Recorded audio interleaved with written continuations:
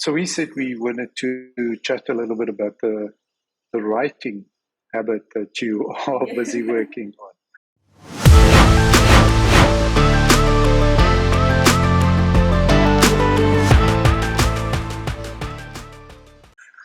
Yeah.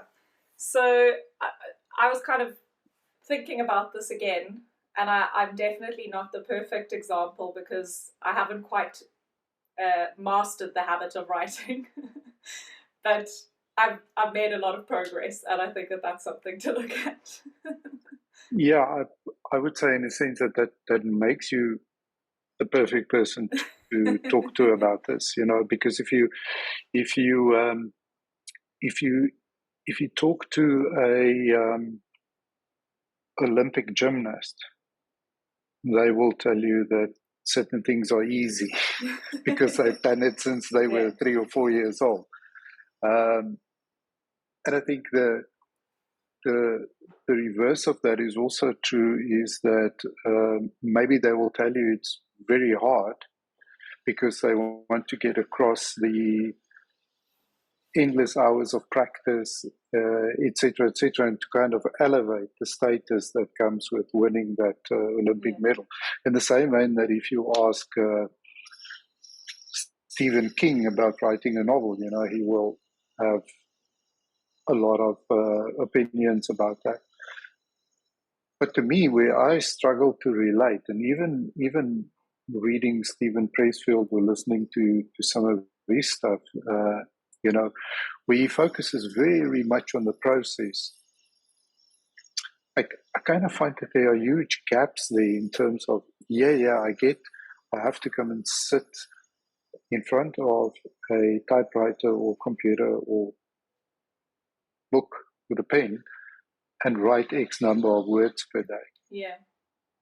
But it still feels to me like there are gaps in between in terms of,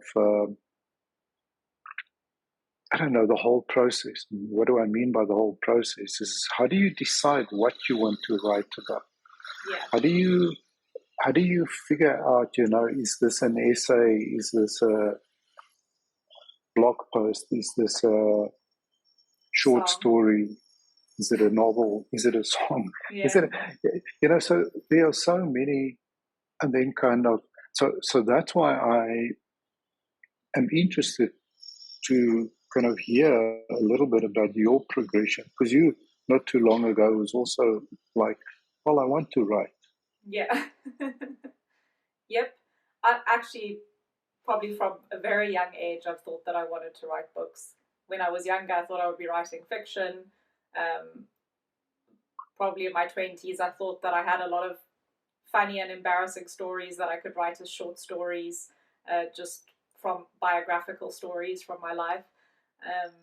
And then I've thought of writing comic strip stories about some of my work experiences. And I've often thought about how I would do it, but never actually done anything. The closest I got was with my embarrassing short stories. I wrote a list of all of the stories I could remember, which were quite embarrassing. And I think I maybe expanded on 2 or 3 of them in a Google Doc. I might have published one as a blog post once.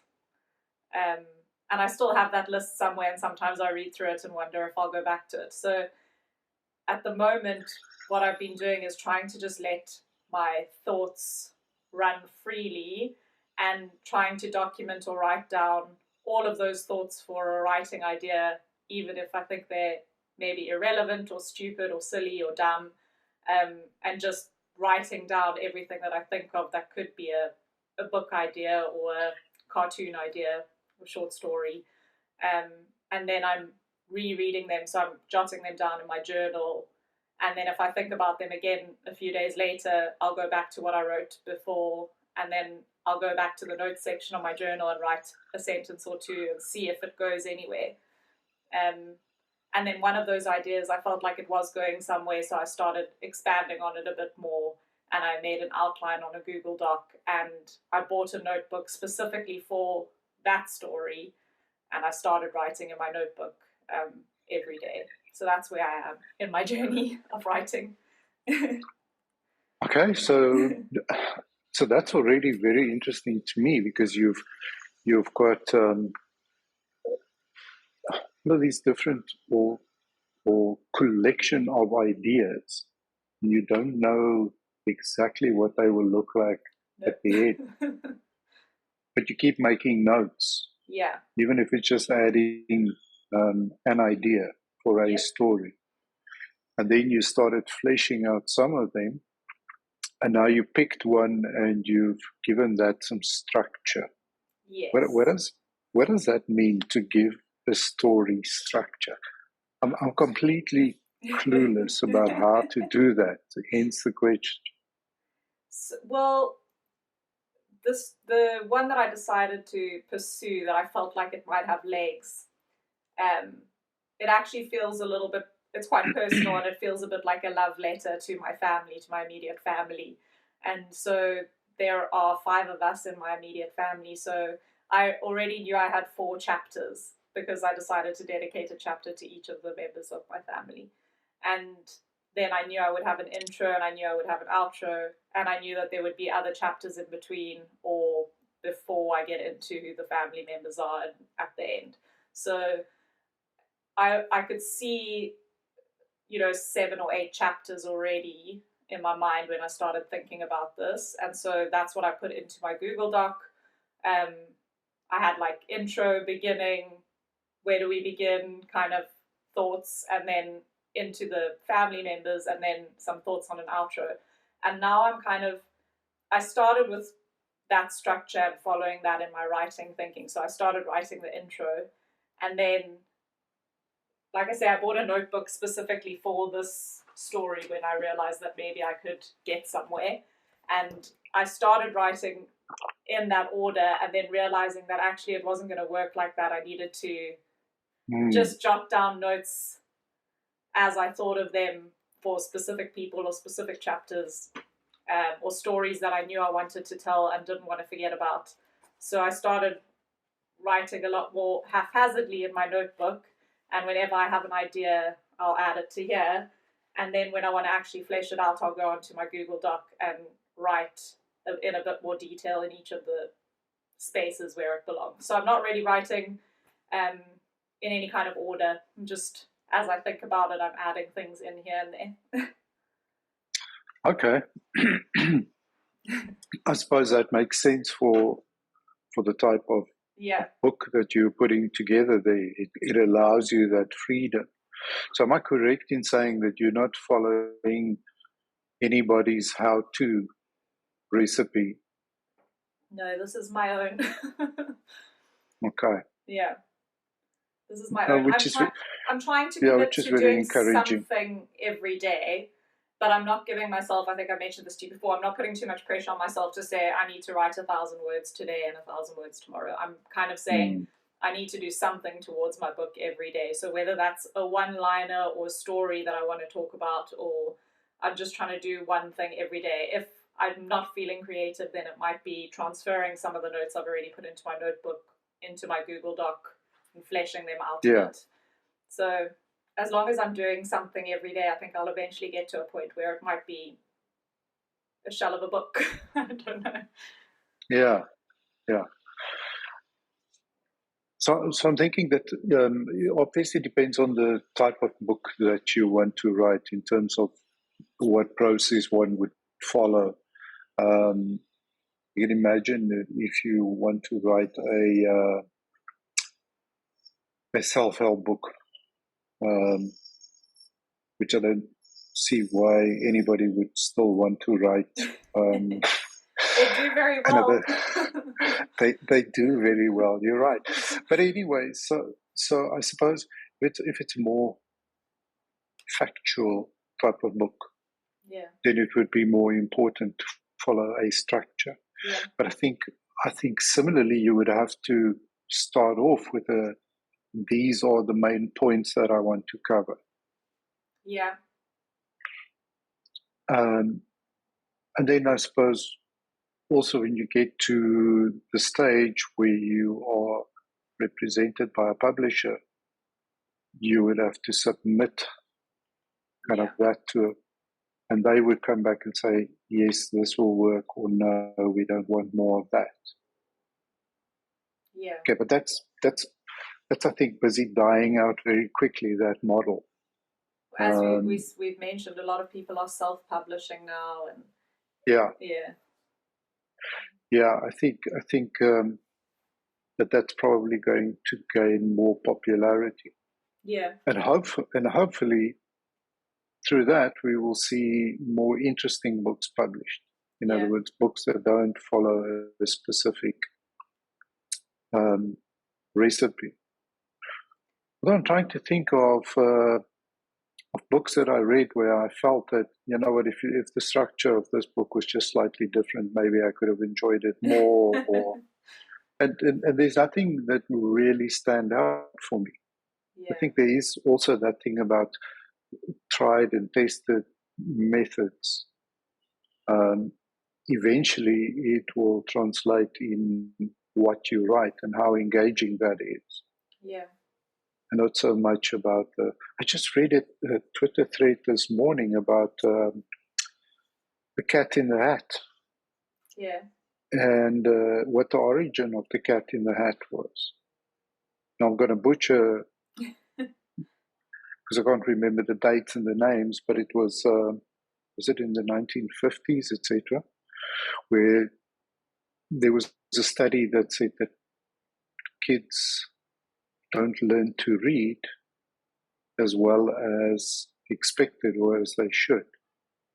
And somebody had the idea, well, they're not engaging reading material. And a publisher, I think, gave Dr. Seuss the challenge to write a book that is only allowed to use the list of 300 words at kids of that age. And I think, if I remember correctly, the total number turned out to be 253 words of that list. So that's phenomenal to think that you can take a list of words and write a story that has, for, I don't know, well over 50 years have been so popular. Yeah. It's probably helped millions and millions of children learn to read and actually enjoy reading. Yeah, Dr. Seuss is a legend. So when I've been asking people for recommendations, someone said everyone needs to have a copy of Oh, the Places You'll Go. Okay. It doesn't matter how old you are, you apparently you have to have a copy of that book on your bookshelf. So I haven't ordered it yet, but it's one of the ones on my list. Okay. Yeah. Interesting. I'll go check that out, because I haven't seen it either. What do you have any particular goals for your writing? I would love to publish a book that I'm proud of at some point, and that other people are interested in reading. But that's kind of the lofty end goal. I'm not really focused on that at the moment. I'm more focused on finishing something that means something to me. So that's my goal at the moment, is just to finish a piece of work, a piece of writing that is meaningful to me, and to feel like I've accomplished it and done what I wanted to do there. Okay. Yeah, because like any other endeavor, I suppose it's going to take quite a lot of effort for you to get to that point. Yeah. And obviously, the more you write and the more you read, yes, the better you will get. Yeah, so that was one of the points I was going to raise, is that as you read all these different books, you kind of figure out things that you like and formats that you like and approaches that you like. And maybe you'll see something in one of the books that you like that you want to combine with something you've read in another book. So yeah, I think reading is very important in order to write something. But the other thing that you and I spoke about is the fact that everyone has a book in them, at least one book. That everyone has an interesting story to tell. It's a concept that I think about a lot, is that everyone has something to teach someone else. So even if it's something, I don't know, emotional, mental, or everyone has got something that they can teach other people. So I think everyone should write something that they know. Yeah, I think it's. I think you're 100% correct there. I think everyone should at least write for themselves. Yeah. Because in writing, and I also just want to get back to the point that you made about teaching. So if you combine the two, teaching and writing, I think it's so beneficial to the self, because it forces you to think through what you're going to put down on paper. Yeah. And it also forces you to make sure that what you are teaching, you actually understand. Yeah. So for me, the benefit of reading and writing is, when you are presented with task where you have to explain yourself, I think it helps to focus your thoughts in terms of how you deliver.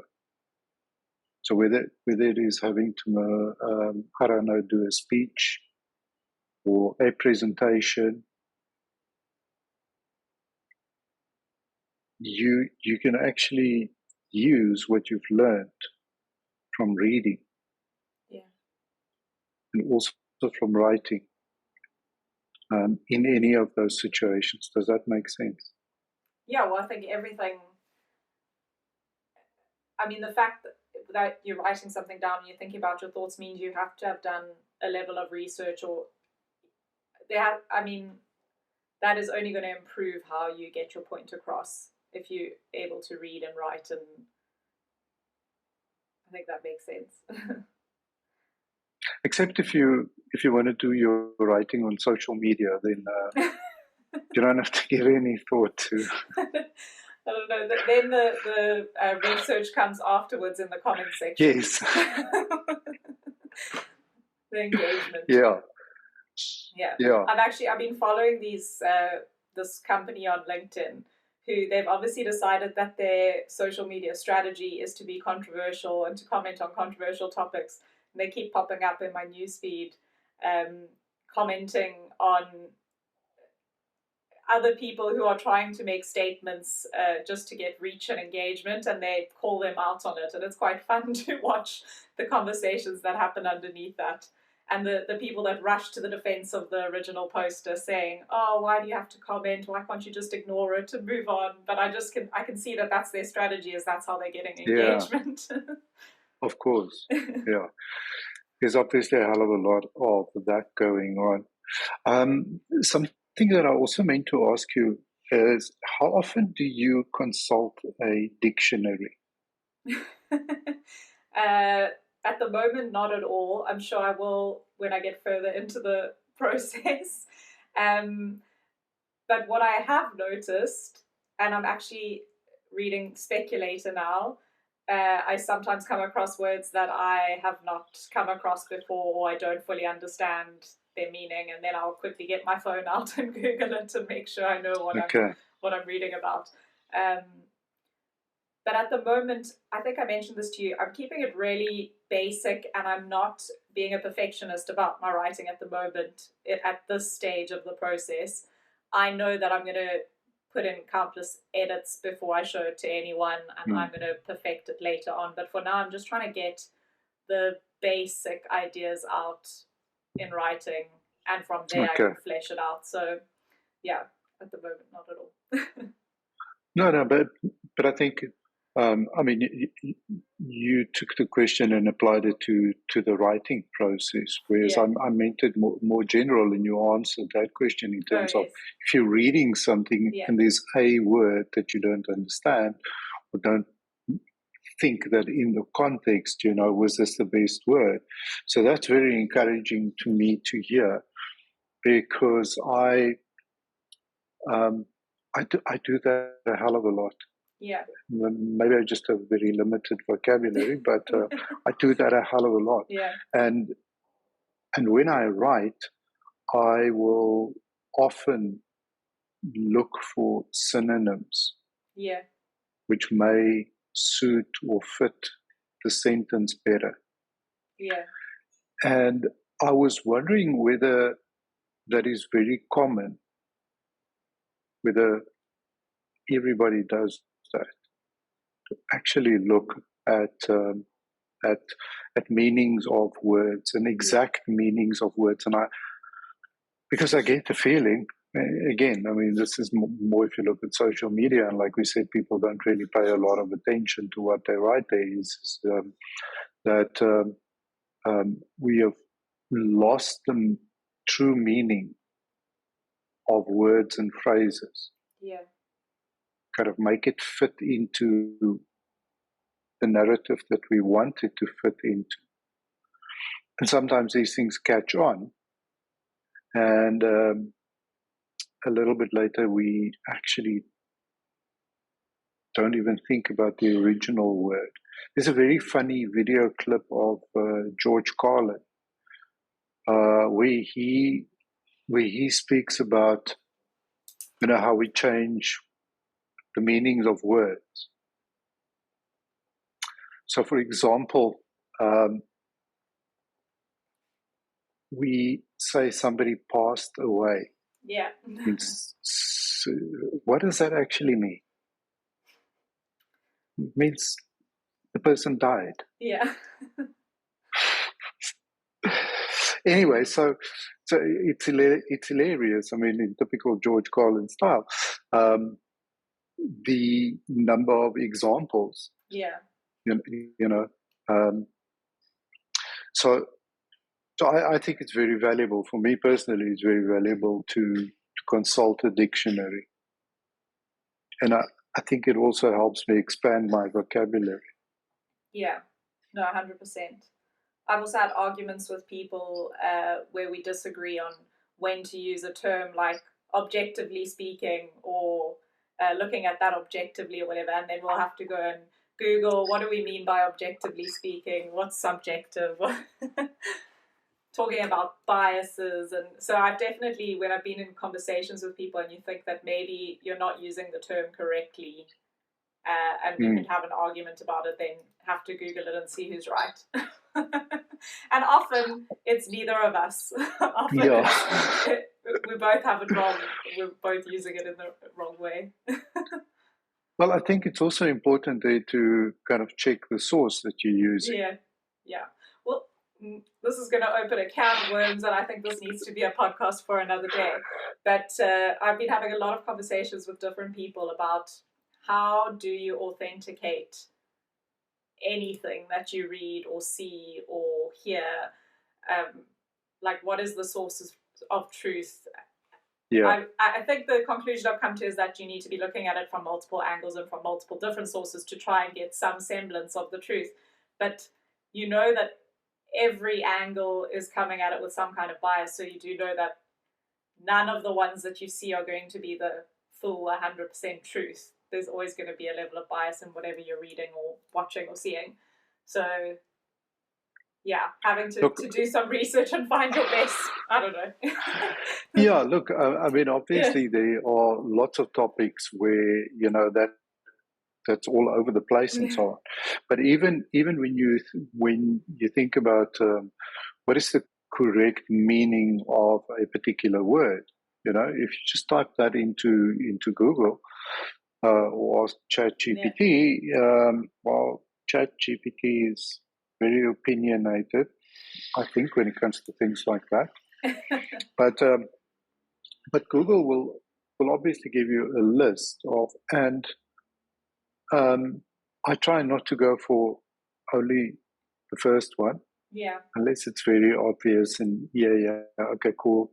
That's but also look at the different explanations given by different academic institutions or different websites and different dictionaries.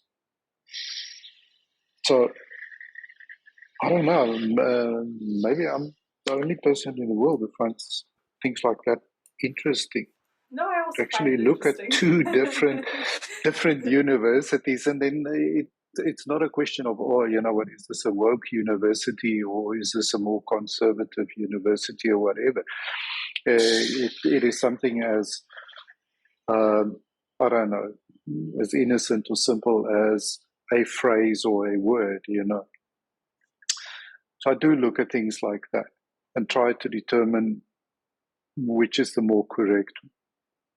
I think it's sad that Wikipedia is losing its um, credibility so as quickly as it Yeah. is. But it's always Um, been possible for anyone to go in and edit a Wikipedia and submit an hmm, edit. So I don't know that it's ever been as credible as people gave it credit for. well, is it as simple as anyone can go in and edit? Isn't there a little bit of a process to be followed? I'm not 100% sure, but I've seen things edited within 24 hours of something happening, Yeah. so I don't know what the process is. I did once have to write a Wikipedia page, but it was many years ago for a company that I was working for in the advertising space. I can't remember what the That's very process was. interesting. Yeah. Yeah. Yeah. It's also going to be interesting to see, the evolution of AI, and in terms of how that can help, Yeah. or with writing. So I'm pretty sure you've seen some of the examples of people giving it a basic plot, and it kind of, you give it some direction, and then it kind of Yeah. fills it out and produces something really nice. Um, I'm not 100% sure where I sit with that yet. I think it'll be very difficult for it to produce something meaningful. For example, in when it comes to, in your example, somebody kind of talking about your own family, Yeah. when that AI doesn't have any of the context, or some of your experiences growing up, etc., etc. But I wonder if Um, you inputted the personal parts of it and you asked it to write an intro and an outro, for example, or something like that. I wonder if it could take the context that yeah, you've given it and give you something meaningful. correct. Yeah. Where I think the initial huge benefit will be is to help you with editing. Yeah. So I think that will take a lot of the hard work, and obviously also somebody who's keen to learn about the process and what will work and so on, might be beneficial to say, hey, um, give it to ChatGPT and ask it to edit it, etc., and then look at the results and see if there's anything meaningful and so on. Yeah. There's still varying reports on that. Some people say it works great. And just over the weekend, I saw somebody who complained and said, this is absolute nonsense. It's useless. It is kind of taking away from the original piece Yeah. in its editing. So, but surely as these things mature and become more focused in specific areas and so on, it's going to definitely, I think, help. Yeah. I'm really interested to see where it goes and what its use will be in the writing space. Um, as someone who studied to be a writer and a copywriter in advertising, I feel like there could have it could have really good uses because it understands what people want. Definitely. Yeah. Well, I don't know. When it comes to understand what people want, it it it only knows what it knows in terms of, I don't know, maybe a more historical perspective. Doesn't that apply to humans too? We only know what we know. Yeah, sure, but I'm thinking of any new trends. Yeah. So how do you? So without the humans, without the humans' involvement, Yeah. And kind of knowing that, look, this is where we are. This is what people really like and enjoy now. But here's something new. We've got to get people to try this or to. I don't know enough about that process. Yeah.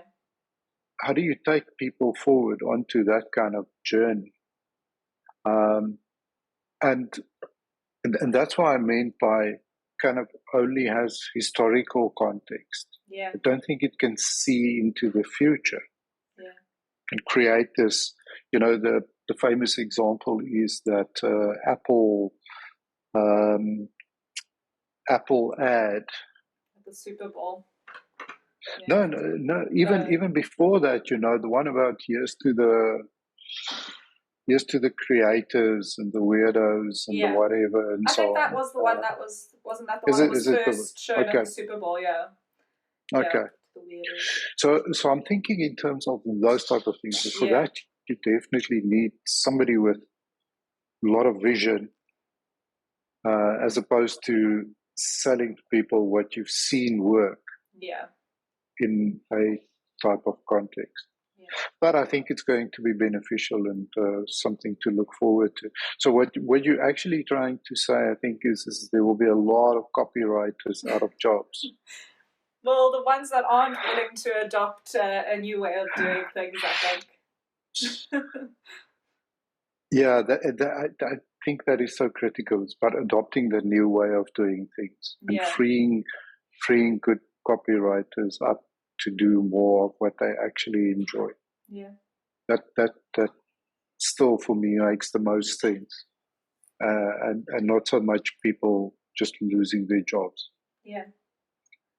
Anyway, I'm straying off the topic here. I was going to say, so I do believe we all have at least a book in us. And my personal method at the moment is just to write down every idea as it comes to me, even if it's irrelevant or silly or dumb, because I'll go back and read it in a few weeks' time or a few months' time, and maybe I'll be able to add something else that I've learned to it, and it will become something that does have legs and can be a book that people want to read or that I am happy to read and write. So yeah, keep writing. I like that. I'm inspired. I'm going to start making more notes of things that I think I should possibly write about. Buy more Thanks for notebooks. sharing. Yeah, thanks for sharing them. Your experience. And yeah, again, awesome. If anyone wants to engage or ask questions or let us know your tips and tricks for writing, please do so. And we look forward to finding out more and chatting more about this in the future. Thank you. Thanks, Herman. Thanks, Ali.